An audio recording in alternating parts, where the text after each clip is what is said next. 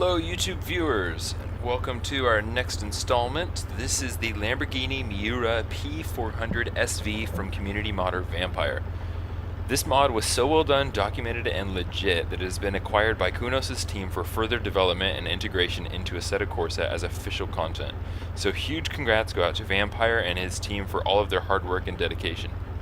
I'd also like to bring mention to the talented Goose Hygienen for the 3D model, the Meko for textures, and Pinky Kappas for the physics modeling. Now, to talk about the excellent history of this car. The Miura actually came from the mind of Lamborghini's three most talented engineers in 1965. The goal was simple: to create a prototype for a street-legal road car with a racing pedigree.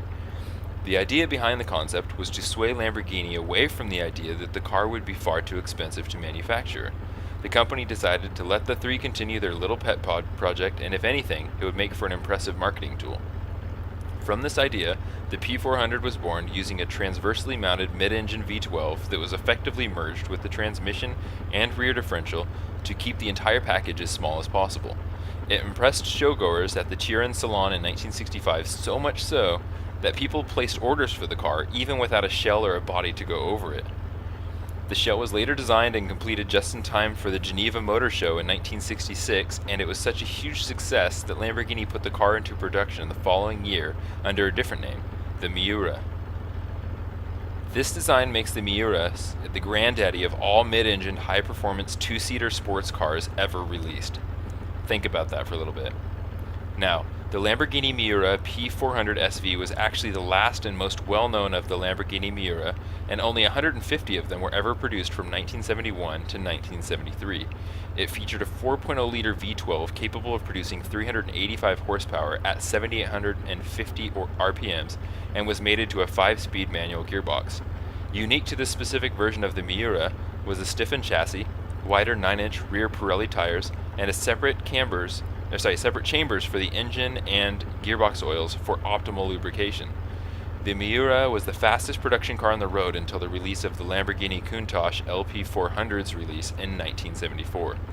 A true collector's item, the Miura P400SV is worth around $1.7 million nowadays. Let's see what it's like to stuff $1.7 million into a guardrail at over 120 miles per hour. I'm going to go ahead and put on my gloves here.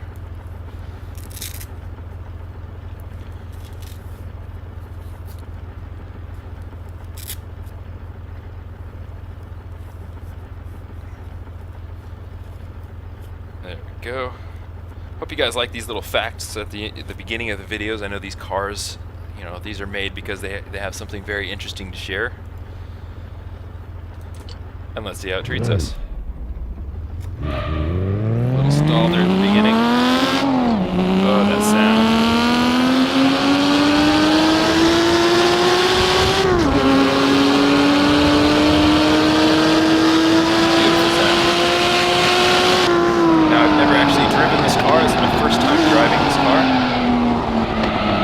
Brakes lock up pretty quickly. Woo! Okay, this is going to be a lot of fun to master, actually. Look how quickly I was able to take that one off the track. So first and foremost, right into the corner, the brakes locked up. Got to be more mindful of that.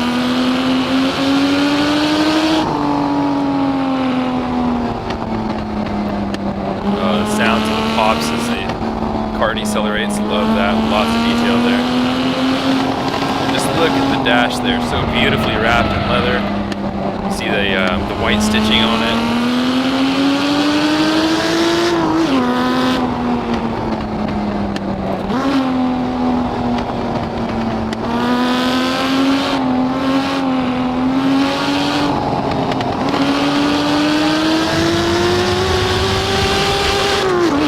All the way to 8,000 RPMs. Love it.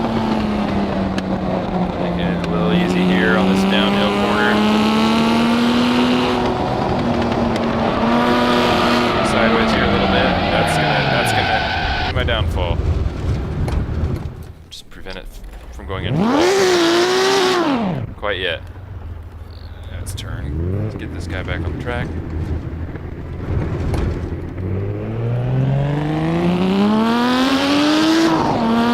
Now this car is actually one of my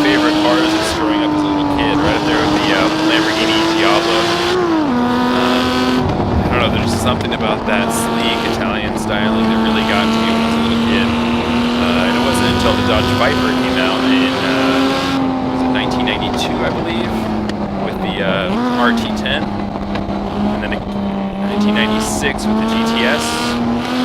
They're facts that I'm pulling off the top of my head. I apologize if they're wrong, but yeah, 2 of those cars. Absolutely love them. But the sound of Dodge Viper didn't sound like this. It had a mean note, but it didn't have this long, raspy growl.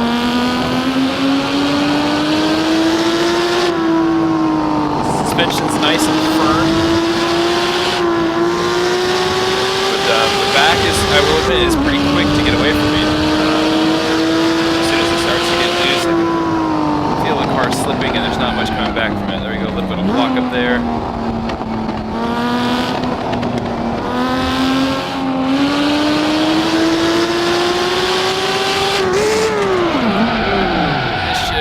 Stuffed into the wall. Boom.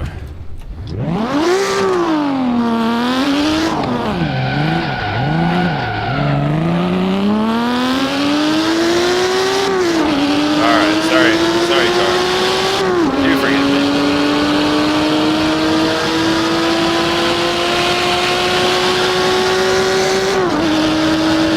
Just opened it, 5th gear, but that accident cost me, so we're gonna hit it on our 2nd lap. I have enough time to slow down this time. No, I need a longer runway there. Alright. Alright, so 2nd lap, let's see if we can get a little bit of improvement in here, push the car a little bit harder, make it a little bit easier at the same time. Let's see if I can keep it on the track.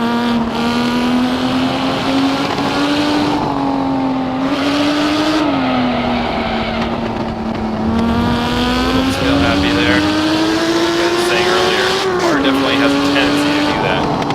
Makes sense though. It's a rear engine car with all the power being put to the rear.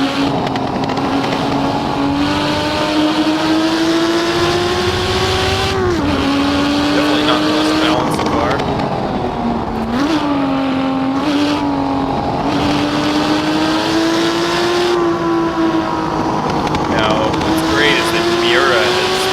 Often regarded as one of the most beautiful cars ever manufactured, and it's hard to agree, hard to disagree.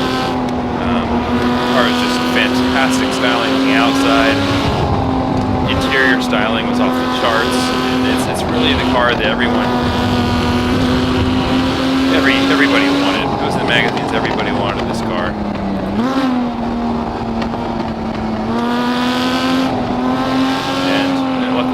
Luckily for us, without this car, this design being approved by those 3 wonderful engineers that work for Lamborghini, we wouldn't have the design of the Ford GT40, the Pagani Zonda, the Koenigsegg CCXs, CCXR, any of those beautiful hypercars with an engine in the rear. They would all do the Lamborghini Miura.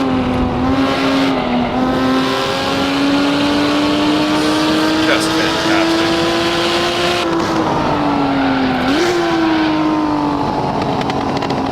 Alright, I'd say that was a pretty good lap. Getting a little bit more adjusted with the car. Let's see if we can hit 5th here. No, screwed up shift on that end.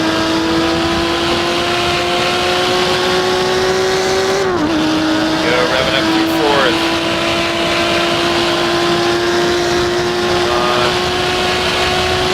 I'm gonna have to brake. I know this corner. This corner wants to kill me. Oops. Miss shift on my part. That's okay though. I didn't miss shift at a high enough RPM to cause that rear to come around up front, so the car is still in control.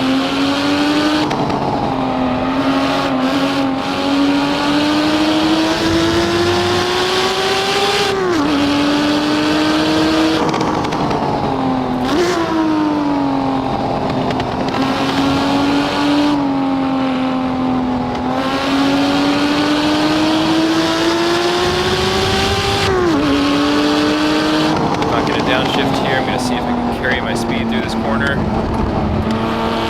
careful not just swing it around when you're going downhill like that. The back end tends to come around.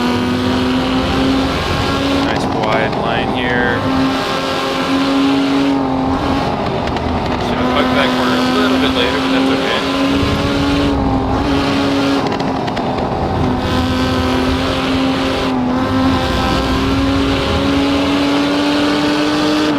Alright, for the most part, I'm pretty happy with how that section turned out.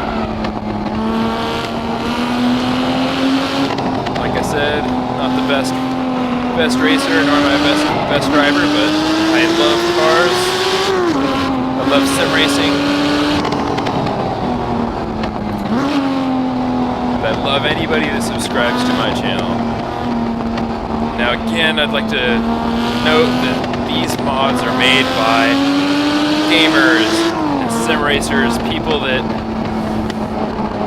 just put their heart and soul into making these things because they love these cars. They love to race with them. They want to see them in the game, their favorite games. So it's up to you guys that are watching these videos, that are trying these car mods out, to help donate to those designers and all the people that put so many hard hours into it.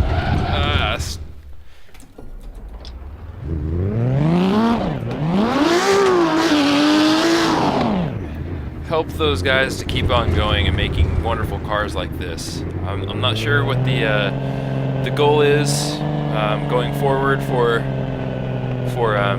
Vampire and his team. Sorry, I had to scroll over there on my other computer.